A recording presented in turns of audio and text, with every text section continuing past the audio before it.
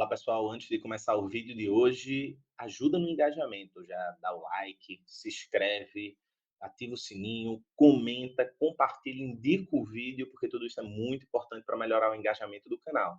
Se puder dar um passinho a mais e fortalecer financeiramente, afinal o trabalho aqui demanda muita coisa e você pode nos ajudar a melhorar e continuar. Participa do Apoia-se, que está com campanha nova, clube de livro, etc., com várias faixas de colaboração. E também você pode ajudar, caso você não possa fazer a contribuição mensal no Apoia-se, através do Pix, que o QR Code está aqui na tela. Valeu? Simbora para o vídeo.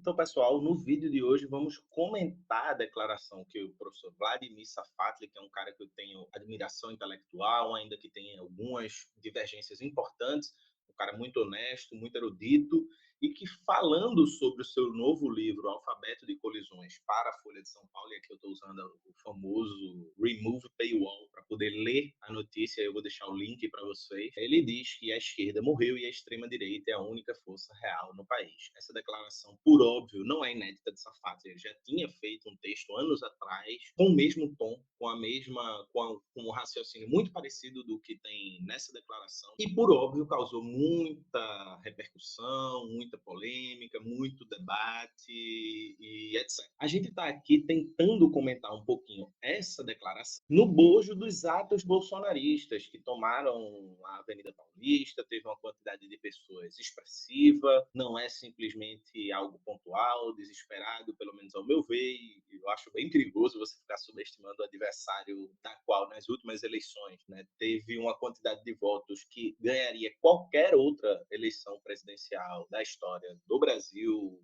pós Nova República, e que a gente ganhou por muitíssimo pouco, e da qual 88%, de acordo com algumas estatísticas, de eleitores que votaram em Bolsonaro não se arrependem de ter votado em Bolsonaro. Ou seja, possivelmente, se hoje tivesse uma outra eleição, a eleição seria tão apertada quanto a última eleição, né? Então, vamos ver alguns trechos aqui da entrevista que eu acho importante para a gente debater um pouco esse tema e depois eu vou aprofundar um pouco mais, né? Então começa assim, né, num resumo, né? Esse mais recente livro, o professor de filosofia da USP diz que a esquerda brasileira tornou-se uma constelação de progressismos que perdeu a ambição de transformar a estrutura da sociedade nos dois pontos fundamentais desse espectro político: igualdade e soberania popular. Ou seja, né, o que Safatli está falando aqui nesse trecho é algo que, bem, possível ver em vários aspectos de que a esquerda tem abandonado a sua gramática, a sua linguagem e as suas pautas históricas, ao ponto de que hoje a gente consegue ter no Brasil a aberração de ter uma esquerda que defende privatização de presídio, privatização de florestas,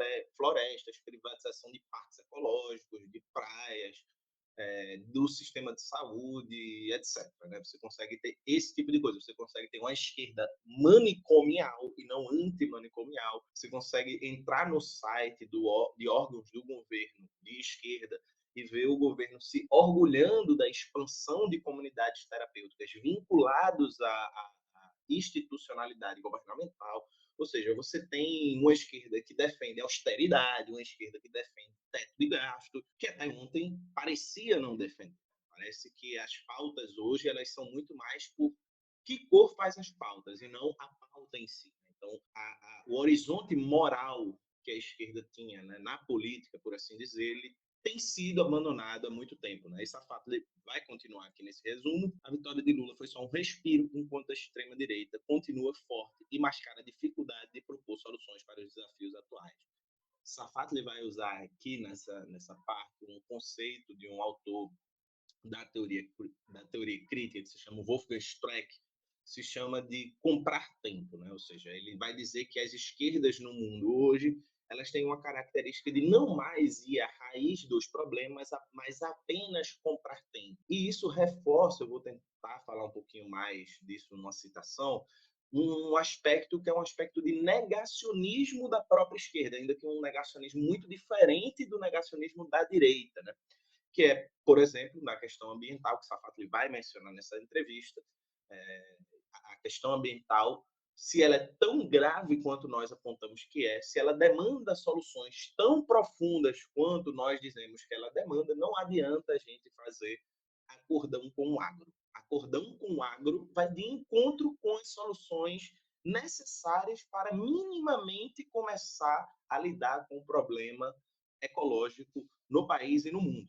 Ou seja, isso significa apenas comprar um tempo. Diminuir os impactos não significa resolver os problemas, ainda mais quando os problemas estão em pontos de não retorno, como da questão ecológica. Mais na frente, Safatli vai afirmar, né, que a extrema-direita é hoje a única força política real do país, porque é a força que tem capacidade de ruptura, tem estrutura e coesão ideológica. Né? Ou seja, a extrema-direita hoje, e ainda que o eleitorado bolsonarista não seja um eleitorado militante e esse tipo de coisa, mostrou força no ato da Paulista, mostrou que é capaz de mobilizar.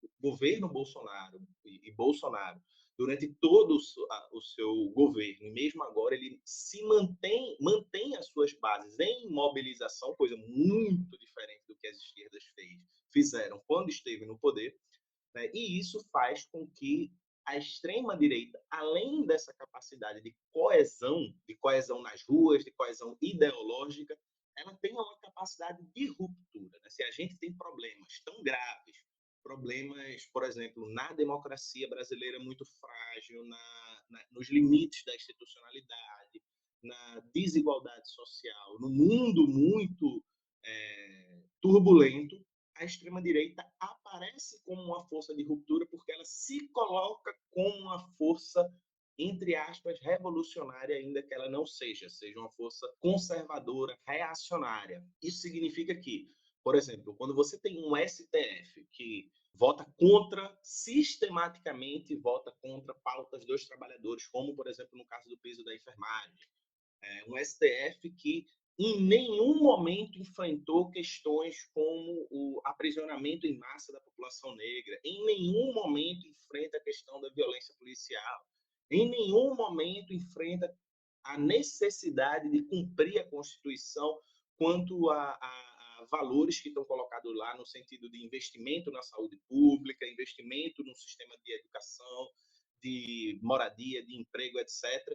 Ao contrário, o STF é uma força reacionária de neoliberalização do país, da qual a esquerda aparece como defensora. Isso significa que a insatisfação popular ela é capturada pela extrema-direita. Ou seja, quando uma pessoa está revoltada, por exemplo, com as instituições, com a ausência de direitos das pessoas, e quando a esquerda aparece como defensora exatamente das instituições que não garantem o direito das pessoas, que não garantem maior acesso das pessoas ao mundo, aparece uma extrema-direita que, ainda que de uma maneira reacionária, aponta que essas instituições, perdão, são de fato um problema, são de fato uma questão e precisam mudar tudo isso que está aí. Claro, óbvio que esse mudar tudo isso que está aí da extrema-direita é um mudar reacionário,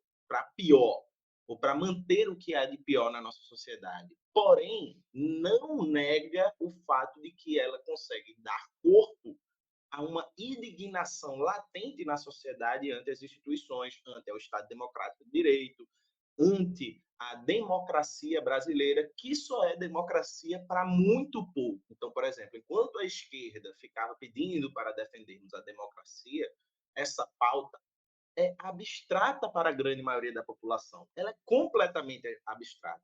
Portanto, defender a democracia, no nosso caso, ainda que seja muitíssimo importante diante de uma força como a extrema-direita, ela não pode ser desvinculada de uma crítica radical aos limites dessa própria democracia, aos limites da institucionalidade, inclusive do uso da institucionalidade e da forma como a institucionalidade é usada como forma conservadora de manutenção de privilégios, de poder e de desigualdades econômicas brutais. Safatli vai continuar falando que a esquerda brasileira morreu como esquerda.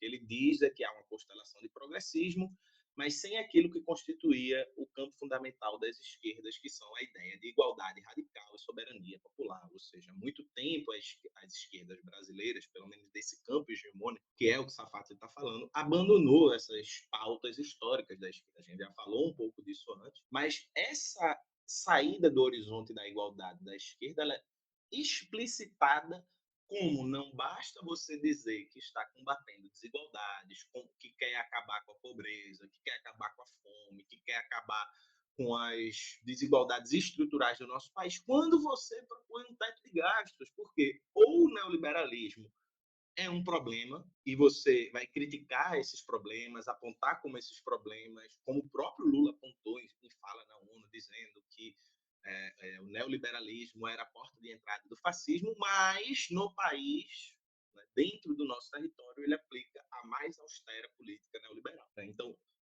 você não está combatendo desigualdade, você não está promovendo igualdade, e muito menos promovendo educação política. Você está reforçando uma pauta de extrema-direita, que é a austeridade, que é o neoliberalismo fascista que acende em todo mundo. Né? Safatli vai continuar, né, mais na frente, dizendo, né, entendi que a gente estava num momento histórico e que nem era mais retração das expectativas, né? Era pior, era um horizonte de retração da enunciação. A gente não conseguia enunciar.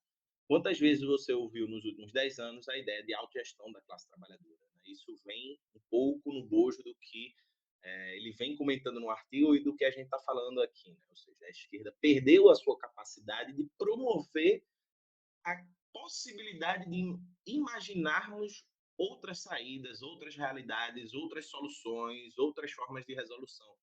Então, a esquerda hoje se contenta em ser uma força de gestão minimamente humanitária, ou, melhor, uma gestão politicamente correta do neoliberalismo.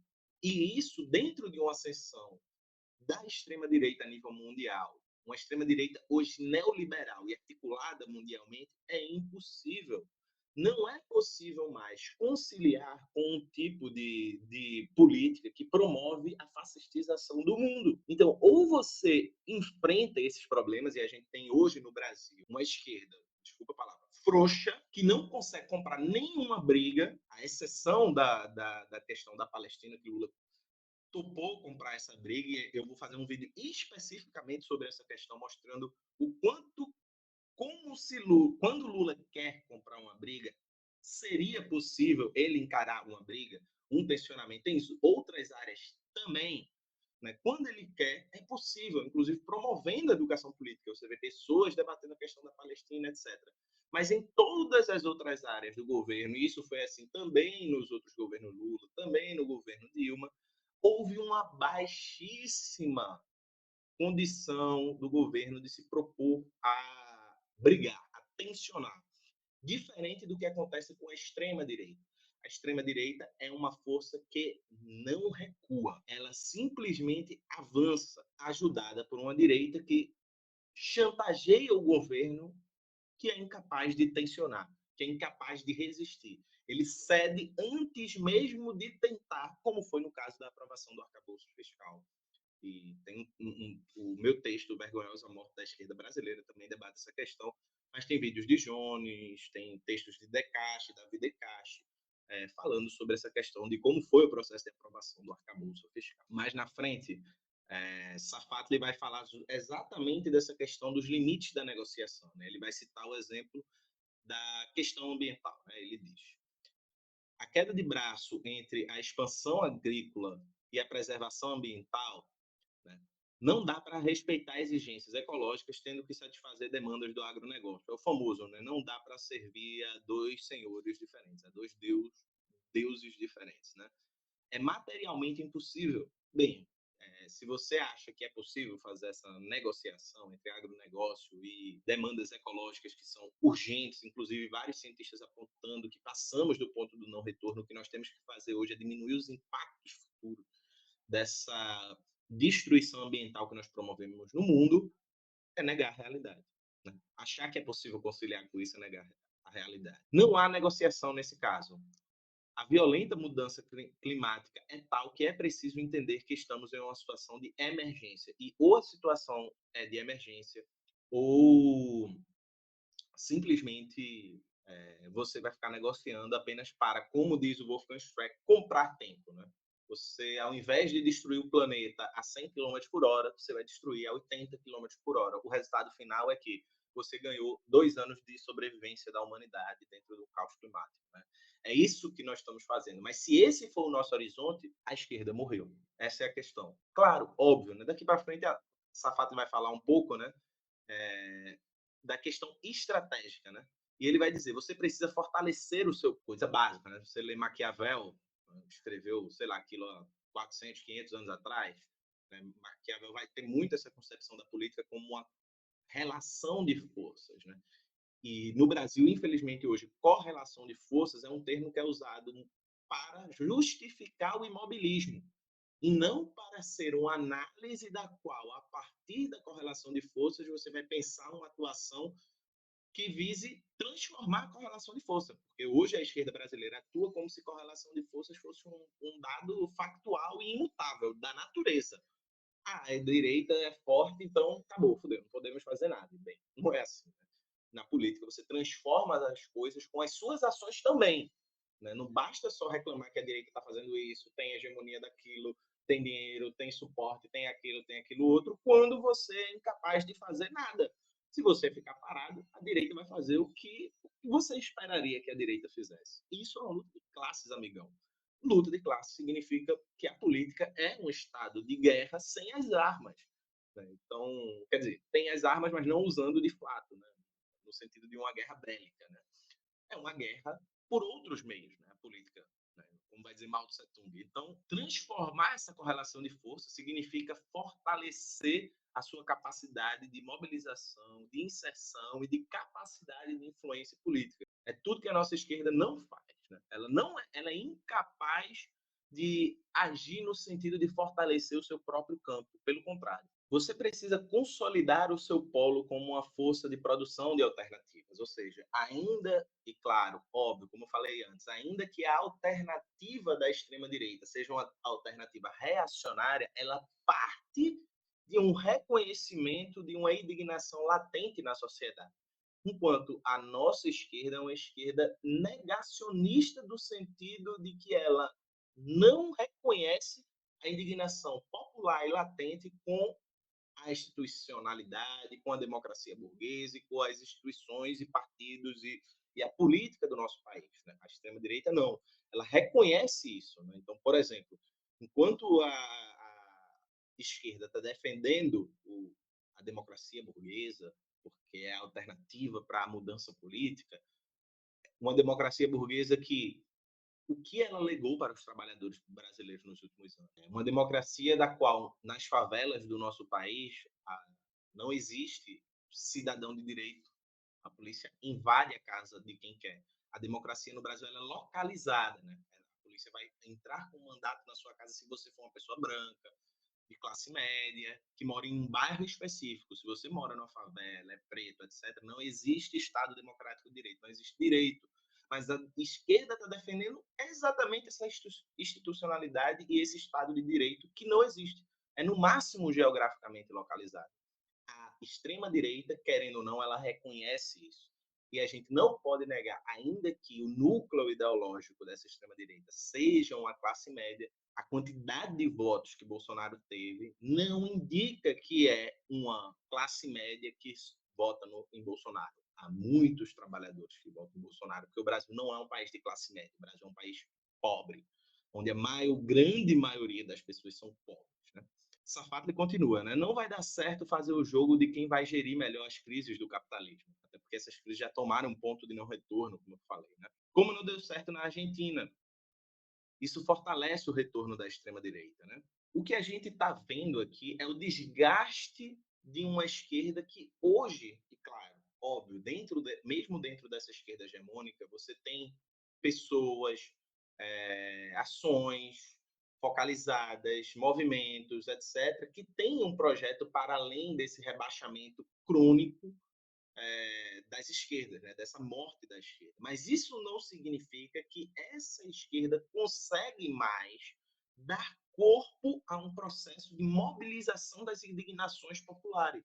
Ela perdeu a capacidade de escuta e de elaboração da indignação popular, porque ela, em última instância, perdeu a sua capacidade de enunciar suas próprias pautas. Quando a esquerda abre mão da enunciação das suas próprias pautas, em contato com a realidade que as pessoas vivem, em contato com a indignação que as pessoas vivem, ouvindo o que as pessoas vivem, ela se torna incapaz, de um lado, de promover o fortalecimento das suas bandeiras, das suas pautas e avançar no sentido de uma educação política, e, por outro lado, ela perde a conexão com a realidade das pessoas, que, em última instância, é quem decide qual força política tem, de fato, força. Qual força política é, de fato, capaz de dar corpo àquela indignação. E hoje não temos na esquerda brasileira qualquer esquerda capaz de dar corpo a essa indignação popular. Obviamente, como eu falei, Safatli, ele faz uma análise especialmente da esquerda hegemônica. Porém, se a gente for, né, para os comunistas, a situação não é muito diferente. Né? Eu falei, tentei fazer também uma análise sobre os comunistas no meu texto A Vergonhosa Morte da Esquerda, onde eu aponto que hoje, diante do teto de gastos, o novo teto de gastos, do arcabouço fiscal, né, que é o teto do bem, é o teto do amor, né, a laje de gastos, né, para não chamar de teto de gastos, a esquerda comunista, a esquerda radical, os anarquistas, trotistas, leninistas, todos os istas que você quiser, né, bordguistas e qualquer coisa desse tipo, são incapazes de promover qualquer debate público e de promover qualquer resistência. Né? Óbvio, você vai ter vozes aqui e acolá fazendo um debate, chamando a atenção do tema, tentando politizar sobre o tema, mas são exceções que confirmam a regra. No geral, os comunistas estão muito mais preocupados em se depurar, em se tornar o marxista mais puro, os marxistas mais puros, os comunistas mais perfeitos, os revolucionários mais revolucionários. E aí isso se torna quase, né, para você canalizar um pouquinho a coisa de maneira selvagem, né, como vai dizer Freud, vai se tornar quase um narcisismo das pequenas diferenças, onde você vai ter, por exemplo, fenômenos como rinha de defunto, né? Então Stalin versus Trotsky, ou então rinha de leituras do marxismo, como se fosse impossível um marxista-leninista e um trotskista produzirem uma frente de esquerda para lidar com a situação dos problemas, porque é dos problemas concretos e reais do país, porque é mais importante você mostrar o quanto você é mais revolucionário, mais marxista, mais comunista, do que resolver o problema que é economicista, revisionista, é não sei o que, é isso e aquilo, que é a Dona Maria que está morrendo. E a revolução, até onde eu sei, é uma obra para os trabalhadores e não para provar que você está certo. Não para provar que você é o revolucionário mais massa todos os tempos. Não para provar que a sua leitura de Marx é a leitura mais adequada. Para mim, pouco importa se a minha leitura é a mais correta ou a mais errada de Marx. Pouco importa se a minha percepção do que será o comunismo vai ser X, Y, Z. O que importa é que a gente tenha a força política capaz de, ouvindo as demandas populares, ouvindo e não querendo, nessa perspectiva de um marxismo iluminista, fazer com que, primeiro, a classe trabalhadora, vendo que eu estou certo, vá se converter magicamente, ou vá se convencer que eu sou a força política mais adequada para representá-los, ou que a classe trabalhadora, inevitavelmente, vai, uma hora, se perceber que a ciência imortal, imorrível do proletariado é a verdadeira fonte de inspiração das suas lutas políticas. E aí, a partir desse momento, vamos criar um processo revolucionário. O nome disso é iluminismo. Achar que o esclarecimento das ideias vai produzir uma emancipação humana. Ainda que o iluminismo seja liberal, nós temos hoje um iluminismo marxista, onde se crê que, a partir do momento que a classe trabalhadora chegar assim e disser: menino, não é que o marxismo estava certo esse tempo todinho, só faltava aquele menino do DA vir aqui me dizer o que era marxismo. Agora que ele disse, menino, agora cadê as armas? Que eu vou para cima. Minha gente, não é assim que acontece. Né? Por exemplo, o lema paz, pão e terra seria um lema revisionista para muitos marxistas hoje. Ou seria um lema antirrevolucionário, antimarxista. Só que a diferença é que a capacidade dos bolcheviques e a esperteza dos bolcheviques e de Lenin foi a capacidade de, ao ouvir a demanda popular, ao ouvir a indignação popular, transformá-la num movimento revolucionário, não porque a revolução é um produto da ação necessariamente dos comunistas, como se fosse uma fabricação das suas próprias mãos, mas é a capacidade de dar enunciação revolucionária a pautas concretas do cotidiano da vida das pessoas. E por isso, paz, pão e terra, acompanhado de todo o poder aos soviets, representava comida na mesa, e comida na mesa é uma pauta que até liberal defende, terra, paz, todo mundo defende paz, né? Kant defendia paz, Adam Smith defendia paz, etc. E todo poder ao povo, né? Que é um enunciado, né? Todo poder aos soviéticos, que é um enunciado que, bem, a Revolução Francesa também dizia isso e tinha seu cunho liberal, né? Até a alma, né? Ou seja, é a capacidade de pautas em si não são necessariamente revolucionárias ou não. Você pode ficar bradando pelo poder popular sem nenhum contato com a realidade. E como a gente sabe, as ideias só ganham força material quando tomam corpo das pessoas.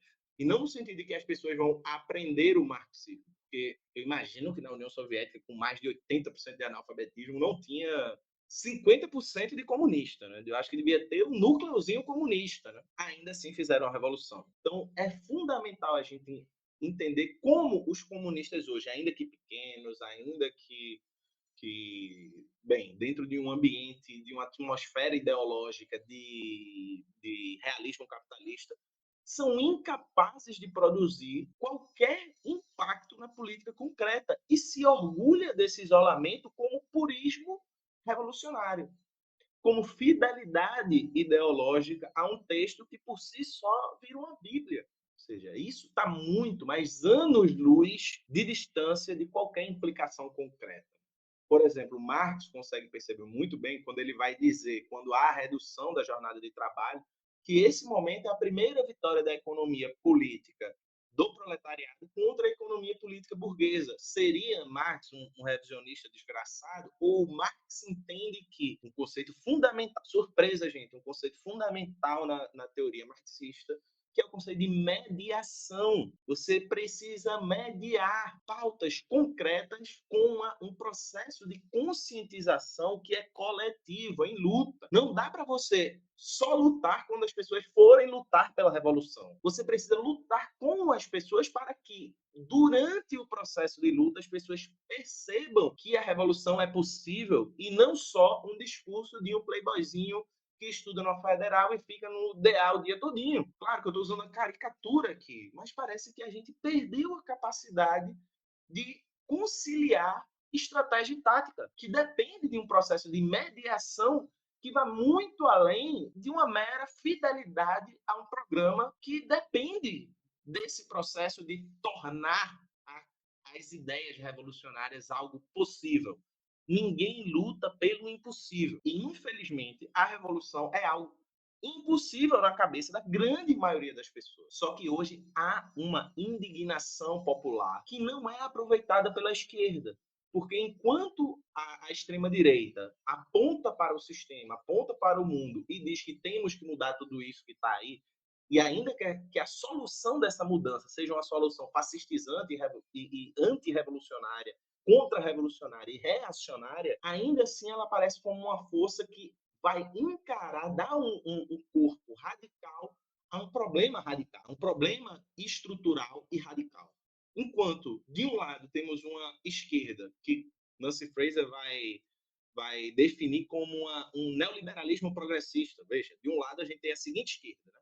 O bloco progressista neoliberal combinou um programa econômico neoliberal e plutocrático com uma política de reconhecimento liberal meritocrático. o componente distributivo dessa amálgama era neoliberal, determinadas a libertar as forças do mercado da pesada mão do Estado e da moenda dos impostos e gastos. As classes que lideram esse bloco visavam liberalizar e globalizar a economia capitalista. Isso significa, na realidade, era a financeirização, quase que não sai.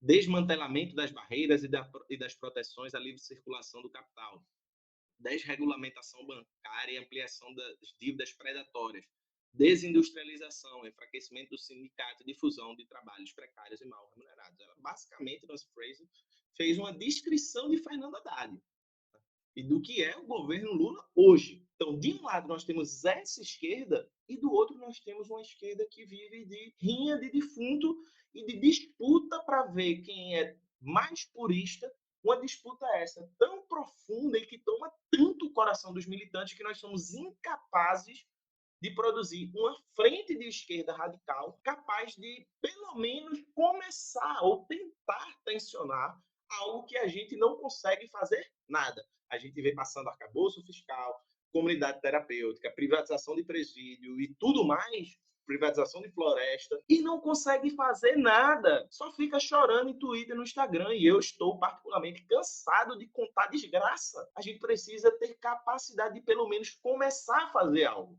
Enquanto a gente está discutindo quem é o mais revolucionário e quem é o mais marxista, as prisões estão sendo privatizadas. Enquanto a gente está discutindo se marxistas-leninistas são mais marxistas-leninistas que um ou que outro, e tem que ir racha, e depura, e não sei o quê, e vai para cima, e vai para baixo, e é Gramsci, e é o outro, e é Trotsky, e é Stalin, a boiada está passando e a gente não consegue fazer nada, esperando o belo dia que um dia a classe trabalhadora vai acordar e vai dizer: eita, não é que aqueles 4 meninos estavam certos? Isso não vai acontecer. Enquanto nós, isso, eu imagino a dor que seja ouvir isso para muitos militantes, porque isso não significa dizer que não haja gente honesta, gente que está lutando, gente que faz trabalho de verdade, etc. Mas a morte da esquerda significa simplesmente que nós perdemos a capacidade de dar cor às nossas pautas. A gente perdeu a capacidade de enunciar e transformar em força material concreta os nossos horizontes políticos. Bem, e isso é claro, óbvio e evidente. Ah, Eribaldo, mas é um processo, está crescendo, me parece que cresce. Não, não é porque o Twitter de um, o perfil de outro, o canal de outro tem não sei quantos mil seguidores, eu não sei quantas visualizações, que isso significa uma inserção política concreta. Precisa saber diferenciar as coisas, senão a gente corre o risco de cair numa transformação da política como mera performance, de um lado, contabilizada por uma dinâmica de algoritmo, de likes, de compartilhamentos, etc. Ainda que isso também seja importante, o trabalho nas redes também seja importante, eu estou aqui fazendo, mas eu sei dos limites que isso tem. Mas, por outro lado, isso não significa nenhuma inserção concreta na dinâmica política do país, ao ponto que, mesmo que tenha comunistas na internet falando contra o arcabouço fiscal, contra a privatização do presídio, etc., etc., e as pessoas se revoltam, postam texto, postam Twitter, irritado, etc., isso não significa mobilização nenhuma, nem a gente não consegue nem pressionar um governo dito de esquerda que tecnicamente deveria ser mais permeável a pautas e a pressão da esquerda. Isso significa que reconhecer essa morte não é cair numa desilusão política. Pelo contrário, é assumir a nossa fraqueza. É entender como nós chegamos em tal ponto de incapacidade política, de impotência política, para que a gente possa se transformar. E quem sabe que, enquanto mortos, a gente possa fazer, como diz Marx, o fantasma do comunismo rondar o mundo novamente. Porque esse espectro, ele continua existindo. Basta ver a indignação das pessoas diante de um sistema que a brutalizam. A resposta dessa indignação tem sido a extrema-direita. Como Walter Benjamin colocou, a extrema-direita, o fascismo, ele sempre surge num momento, numa demanda revolucionária que não é apreendida pelas esquerdas. E não à toa, o que nós estamos fazendo, como disse Safata, é comprar tempo para que, ao invés de termos um Bolsonaro de novo esse ano, tenha daqui a 4 anos, ou 8 anos, ou 12 anos. A questão é, estamos preparados para quando a extrema-direita voltar, ou nós estamos, de um lado, agarrados à esperança de um Messias Lula, que não vai viver para sempre e que é a única força política capaz de vencer no campo eleitoral, e ainda assim abrindo mão de todas as pautas, bandeiras e negociando com Deus e o mundo, abrindo mão de tudo e promovendo um programa neoliberal. E do outro lado, nós temos uma esquerda que está pensando pelo poder popular, poder da classe trabalhadora, e é Stalin, é Lenin, é não sei o que, e racha, e vem para cá, e vai para lá, enquanto não consegue botar 1.000 pessoas na rua para pautar, para lutar contra o arcabouço fiscal. Enquanto não consegue tocar no tecido social a ponto de promover pelo menos um debate público sobre a privatização de presídios. Ou seja, uma esquerda impotente, incapaz. E para Hegel, veja, Hegel, um idealista, as coisas só são concretas quando são efetivas.